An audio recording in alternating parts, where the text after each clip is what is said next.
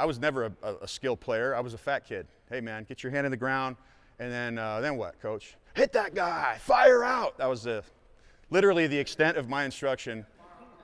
Fire off the ball, man. And then I go, what? Come on. And then I'm like, okay. And I fire off the ball, and I'm pretty big, so it worked, man. I knocked that kid over, and they said, damn, you're good, man. I was like, all right. Great, I feel that's good. So then I thought about that. That didn't make sense because I played baseball. When you play baseball, you hit a curveball, right? Do you think that that's a function of how big you are? No, that's a skill. So I realized something. I'm like, man, I got to college, I got to the NFL, and I really wasn't even good.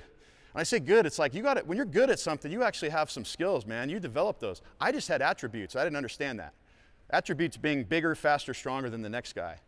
Then I got to the NFL, I'm like, whoa, man, everybody's good, but everybody's big, fast, and strong. So the guys that were really good were the guys that learned and how to make the best of their body, how to use their body in the right way. And you learn that, you guys have all seen this as coaches, there's kids on the field that hit harder than other kids. You go, I can't understand that. That little guy over there just smashes people, right? And then you see the big guy, I really wish he would just be a little more physical. You know, he's soft.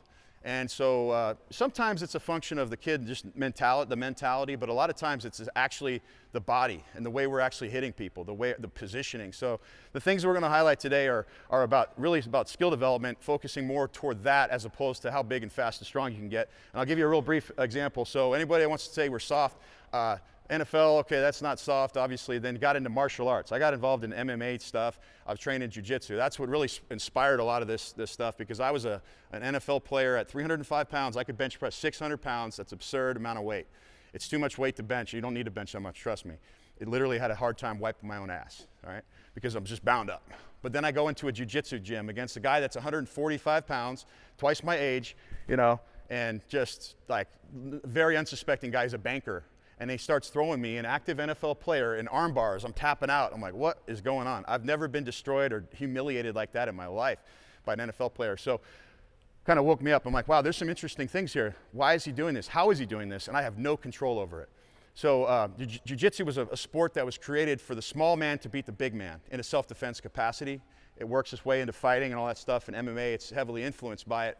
But what influenced the program here was coming out of the league, out of the NFL, a little confused, going, all right, I'm the biggest, I'm literally one of the strongest guys in the NFL, but when I took on a linebacker, a 250-pound linebacker, and I'm trying to smash him, I was hitting with my face, I was hitting with my head, and I wasn't as controlling as I thought I could be because my mechanics weren't good, and I never got taught the mechanics, okay, so through a progression. So I thought, wow, I watch these fighters, they're extremely strong, they're extremely fast, they're extremely powerful, but they're not necessarily bigger. Their mechanics are perfect. It's mechanics. So that was really intriguing. But the one thing I want to share, it's very hard to see, but I'm just going to point this out. This is an NFL week schedule. This is a weekly schedule, okay, during the season. So it's interesting. 63 hours. We don't just show up and play games and stuff and watch and practice. It's a full day. There's a lot of work.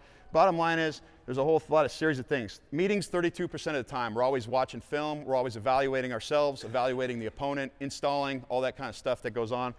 Meals, 14%. Treatment, you got to get healthy. That's 22% of the time. Team periods, that's like when you're lining up against the offense and defense, you're smashing, you're going against each other with plays. That's 13% of the time. Lifting, 10%. And then finally, this little sliver right here, 2% of the time is spent on individual period. Individual period is the time that we look at football to get better at our specific skills, right? That's a time where if I'm an offensive lineman, which I was, all right, this is a time where I'm going to work on a specific technique to develop myself, to get better at my craft. Unfortunately, 2% of the time is very little time, and usually that time is not really optimally spent. It's usually doing some high knees over bags. I've never done high knees in a game, by the way. Never seen it. Maybe I never scored a touchdown. That's the only time I could see a high knee. So a lot of the activities that were going on weren't really developing us. Conversely now, MMA. So people go, hey man, you're all about safety and all that, but how are you about that when you like watch MMA and you're into that? I said, well, I'll tell you why. Because the guys that stay safe in that cage, in that ring, you know how they do it? It's not a helmet. It's not a helmet, man. It's skills. They get better. That's how we stay safe in the swimming pool. This is how we're going to stay safe on the field. We got to level up our kids, their skills, okay? And that's it. So in fighting, you have 33% of the time they do what we call drilling. So that's where all these techniques become that they can just do it without thinking about it. And that's hard for us in football because like you guys get the kids. I get it. There's limited time. You're gonna get out there, all right, dang it, you know, here, put your pads on, and you're just trying to get people lined up in a line, let alone, hey, let's try to get a play run here, right? So we gotta figure out how we can optimize that time. And I want to say this quote from Abraham Lincoln. I'm gonna read it. Give me 6 hours to chop down a tree, and I will spend the first hour sharpening the axe. Okay, think about that. In football, the bigger, faster, stronger mindset, we're just taking our axe as it is and trying to swing that dull axe as hard as possible, swing it harder. Where we're trying to get to is let's sharpen that axe and just be efficient. Man, we're gonna cut more stuff down. We're gonna be much better. So it's just focusing back on skills, particularly contact skills, because that's what's gonna win for us, and that's what's gonna keep our kids protected.